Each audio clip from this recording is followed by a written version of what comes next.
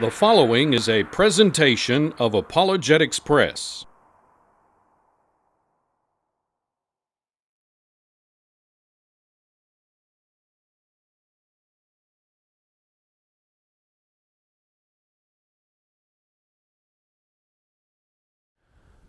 In their attempt to discredit the God of the Bible, the atheistic community has come up with the problem of evil, pain, and suffering. It's an age-old problem, the idea that if there is a loving God and He is all-powerful, then why do evil, bad things happen to humans? Like I said, it's not new. Epicurus in the 3rd century BC said this. He said, "Is God willing to prevent evil, but not able? Then He's not omnipotent. Is He able but not willing? Then He's malevolent. Is He both able and willing? Then whence comes evil? Is He neither able nor willing? Then why call Him God?" You see, the problem being framed there is that if there is an all-loving God, then that all-loving God, if He had the power to stop all of human pain and suffering, then He would do that.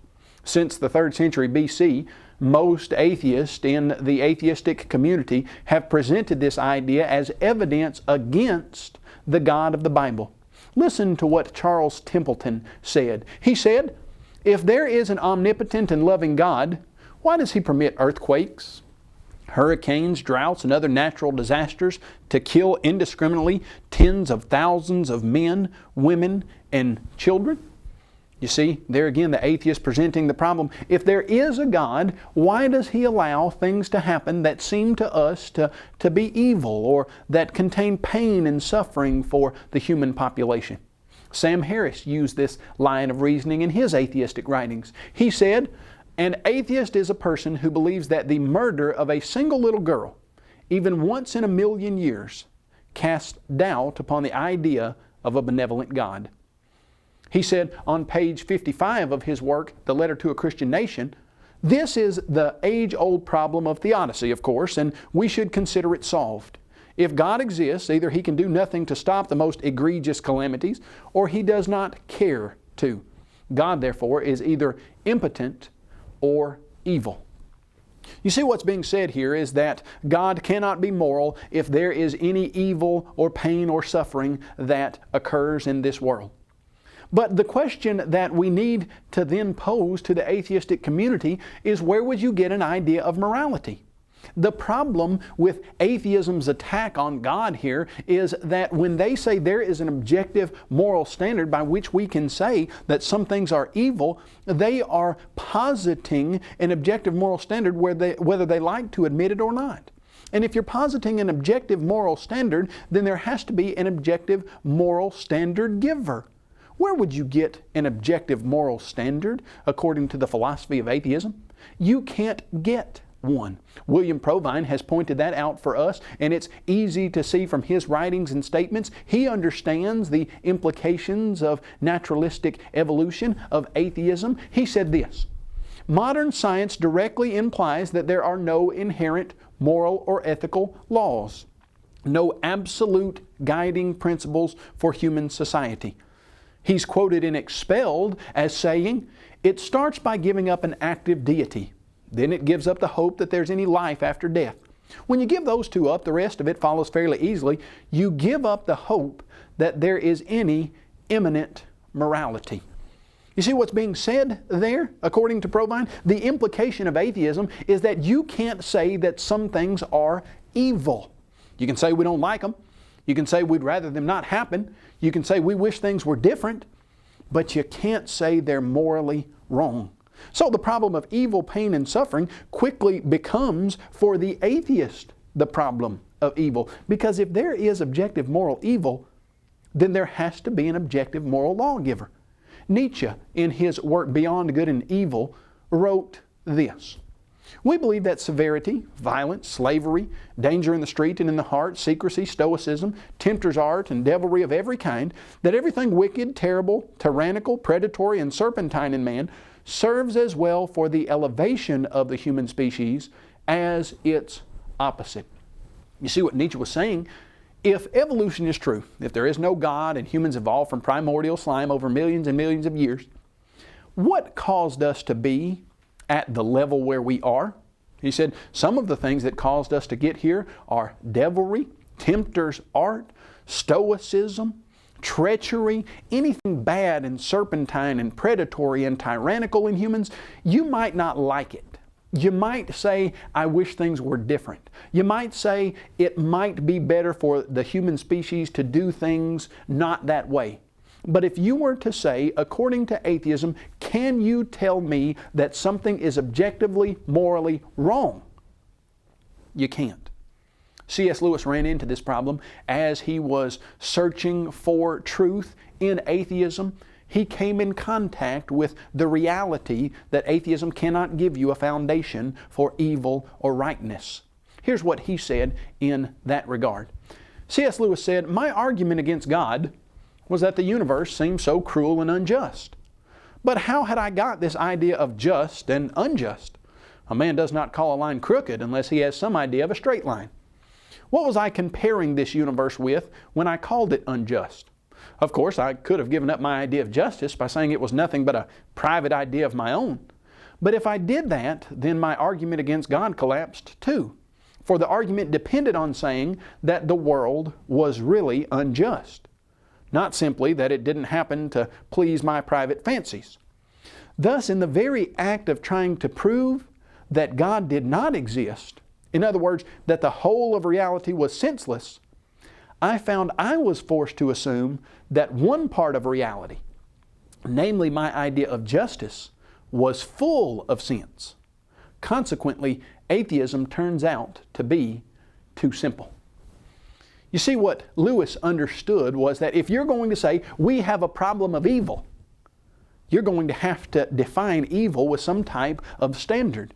And if you can say legitimately that there is objective moral evil, then there would have to be objective moral good. And if there is objective moral good, then atheism cannot be true, because as William Provine, an atheist himself, noted, atheism undermines the fact or the idea that there is any foundation for ethics. You can't have a problem of evil if you don't have a God. So, C.S. Lewis said, turns out that atheism is just too simple. If there really is evil, then there really must be good. And if there really is good, there has to be a God. Now, what you see often is when the philosophical side of this argument fails, the skeptical community will attempt to use and appeal to emotion. They will see that, okay, we don't really have a problem of evil, pain, and suffering. And if we don't have a philosophical problem, well, maybe we can present an emotional problem. And in a debate that I had with Dan Barker, and in his writings, he often says something along these lines: all you have to do is walk into a children's hospital and you will see and know that a loving God does not exist. Is that true? That all you have to do is walk into a children's hospital and you see the suffering and pain that those children are going through and you know that God doesn't exist? No, it's not true at all. In fact, when you walk into a children's hospital, what do you see? Oh, you see some pain and suffering. But what do you see the parents and the doctors and the nurses doing with those children? You see them loving them, concerned about their welfare, taking care of them, sacrificing for them. Do you know you could use that same emotional appeal? And you could say, in order to prove that there is a loving God and that there is a standard of morality, of love and fairness and kindness and goodness, all you have to do is walk into a children's hospital and you will see care and concern for those children from doctors and nurses and parents and guardians. And those parents and guardians and doctors and nurses, they know that they're not going to be able to use these children to pass on their genetic information, but they love them and they care about them and they're concerned about them anyway.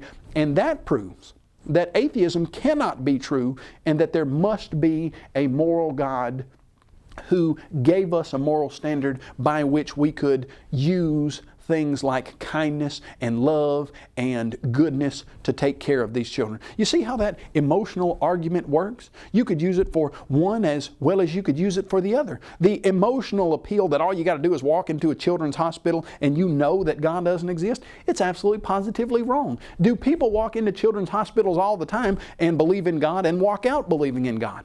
Absolutely. In fact, what you will see is that most of the people who are voluntarily going into those children's hospitals to give comfort and care to many of those children, most of them believe in God. Now, if that is the emotional appeal, as we're looking at this next idea, if there's not a problem of evil, because atheism can't give us a standard of evil and good, then there's a problem. They say, okay, maybe we can't give you evil, but there's a problem of harm, of suffering, of pain. We can see that some harm is being done to people. Well, let's look at that idea. If you go to the Barker-Butt debate that I did back in 2009 with Dan Barker, Barker says, you can't get through life without some harm. I think we all agree that it's wrong to stick a needle into a baby. That's horrible. But if that baby needs a life-saving injection, we will cause that harm. We will do that. The baby won't understand it, but we will do that because there is a greater good. So humanistic morality understands that within certain situations, there is harm and there's a trade-off of values. You see what Barker is saying, and what the atheistic community admits, is, all right, yes, it could be morally permissible for God to allow some harm if there was a greater good. Let me read to you another statement along those lines. Barker said, and may be right, may be wrong, when possible, you should try to stop the pain of others. If you have to hurt someone, then hurt them as little as possible.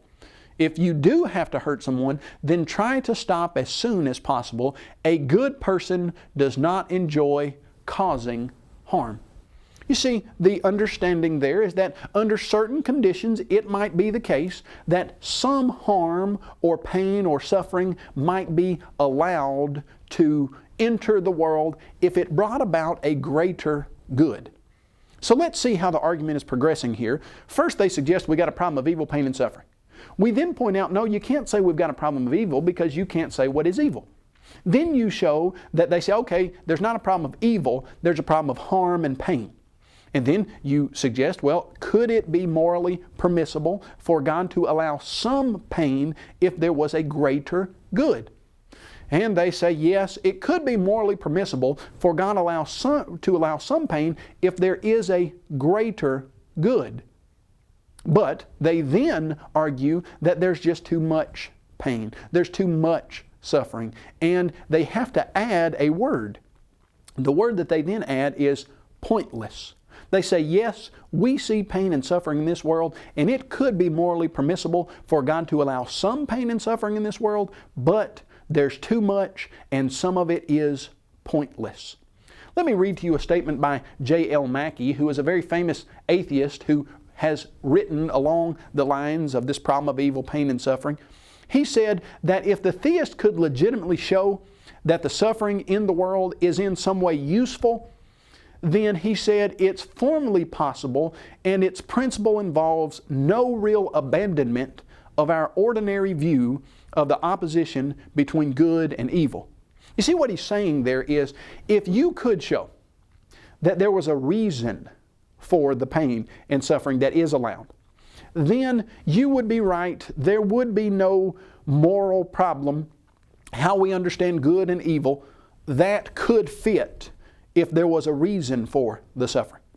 Now, it's not like he throws in the towel and says, okay, we give up. We as an atheistic community have admitted that some pain and suffering could be allowed, and God allows some pain and suffering. We give up, you win. No, that's not how this works. That's not how Mackie did. That's not the way that he decided to go with this. He said, yes, if there was some pain and suffering that you could show a purpose for, then that wouldn't militate against the idea of a loving, powerful God. But he says that's not what we see. What he says is we can concede that the problem of evil does not, after all, show that the central doctrines of theism are logically inconsistent with one another. But, he says, the problem therefore now recurs as the problem of unabsorbed, or read that as pointless evils. And we have as yet no way of reconciling their existence with that of a God of the traditional sort. Do you see how the argument has been altered now? We have gone from the problem of evil And then we see, well, actually, atheism can't give us a problem of evil. And then we go to harm and suffering. And if you were to say, does any harm or suffering militate against the idea of a God? They say, no, not any harm or suffering. It could be the case that God would allow some suffering. And that would not be inconsistent with our ideas of good and evil. But then, when you ask them, okay, so you can't give us really a problem of evil, so you give us a problem of pain and suffering, but you admit that some suffering could be all right. Who is to determine how much suffering? The atheist says, when I look at the world, I see too much pointless suffering. So now they've added a new word, pointless suffering. Dan Barker pulled this same kind of tactic. He said, I'm not asking for a world that's free of pain. No atheist is asking that the world be changed or requiring that if there is a God, He be able to change it. I'm not asking for a world that's free of consequences. What I am asking for is for human beings to strive as much as possible for a world that is free of unnecessary harm. You see, what we have moved now to is the idea of unnecessary harm.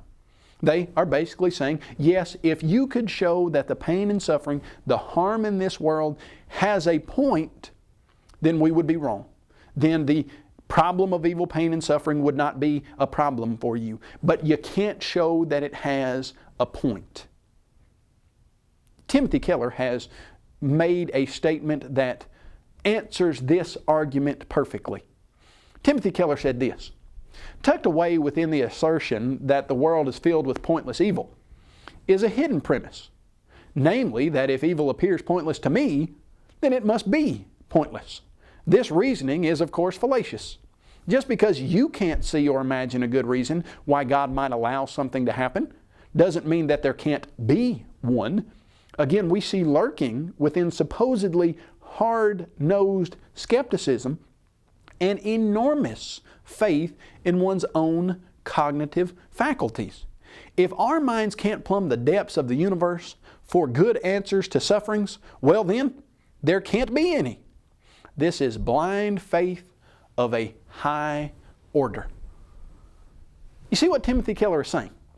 If we get the atheistic community to admit that some suffering or pain could be justifiable, then the atheistic community says, yes, okay, that's true, but there's too much.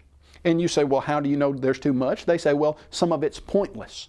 And you ask them, pointless according to whom? Who's not seeing the point to the pain and suffering? And their response, of course, is, we're not. So what you're saying then is, if you don't see a point to the suffering and the pain in this life, then there can't be one? Well, no, that doesn't make sense at all. In fact, what Keller says is that's blind faith of a high order, isn't it? Because they're saying if we don't see it, then there must not be one. If you were to ask who would be in the very best position to decide or determine if there is a point to suffering and pain that is in this world, who would be in the best position? Dan Barker gives you the criteria by which you can decide who would be in the best position. Dan Barker says in his book, Godless, there is no big mystery to morality. Morality is simply acting with the intention to minimize harm. And the way to avoid making a mistake is to be as informed as possible about the likely consequences of the actions being considered. Now you can see what Dan Barker is saying here. He says that the way that you avoid making a mistake as it relates to a moral decision is to be as informed as possible about the likely consequences. Who would be in the best position to be as informed as possible about how much pain and suffering could be allowed that would bring about a greater good? Would it be a finite atheist who doesn't understand what will happen in the future and doesn't know all the consequences of his action? Or would it be an infinite God who knows everything, who created humans and wants what's best for them, and who knows the consequences of how much suffering will bring about how much good? Well, of course, to ask is to answer. God is in the only position to know how much suffering would be permissible. You can see then what has happened to the atheistic argument. They started out with a problem of evil, pain, and suffering. You have to alter that, because if there really is objective evil, as C.S. Lewis said, then that proves that there is objective moral good, and that proves that there's a God. So the argument is often adjusted to the problem of pain and suffering. But then when you ask them, is some suffering permissible? They say yes, some would be if you could show that there's a point. So if you then contend, well, there is a point to the suffering that you see, they say no, there's too much pointless suffering. And if you were to ask them pointless according to who, they would say pointless according to us. Do you know why they see the suffering in this life as pointless, as not being used for a greater good? Because they have missed a key concept in the Bible.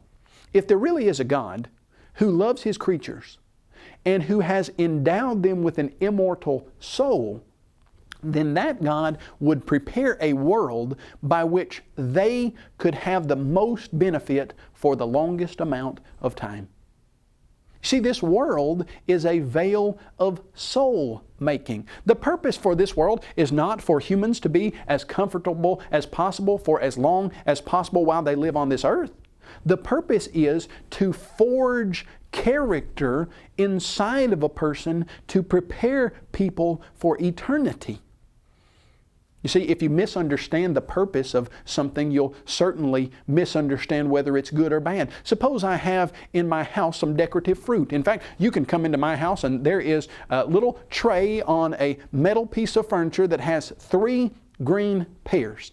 And suppose you go up to one of those pears and you take it off of that tray and you try to bite into it, and it's plastic.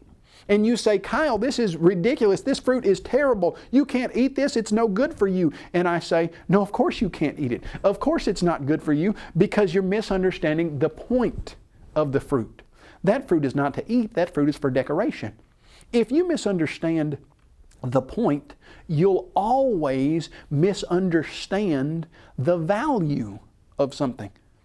What is the point of our existence on this earth? Is it to be as comfortable as possible for the few years that we're going to live here? Or is it to form a character that can last through eternity, where we will live in paradise with God and have the best chance to form a relationship with God while we're here? Is it that this world is a probationary period where we're here for a little while, and the things that happen to us are in play to intentionally help us to see what's the most important? Eternal life. Yes. So you see, the problem of evil, pain, and suffering is not a problem for the Christian theist. In fact, if there really is evil, there is a problem for some group, and that's the atheistic group. But if we can show that there really is evil, then there must be good. And then when you start to see where they're trying to go with this argument, you see that not only do they admit that some harm could be good, but if you could show that there's a point to it, then they would say, yeah, there's really not a problem of evil, pain, and suffering. And when we show that the point to it is to forge character that will last through eternity, well, their accusation against God falls flat. There's no problem of evil, pain, and suffering. And as C.S. Lewis said, atheism turns out to be too simple. This has been a presentation of Apologetics Press, an organization dedicated to the defense of New Testament Christianity. Visit us on the web at apologeticspress.org or call 800-234-8558.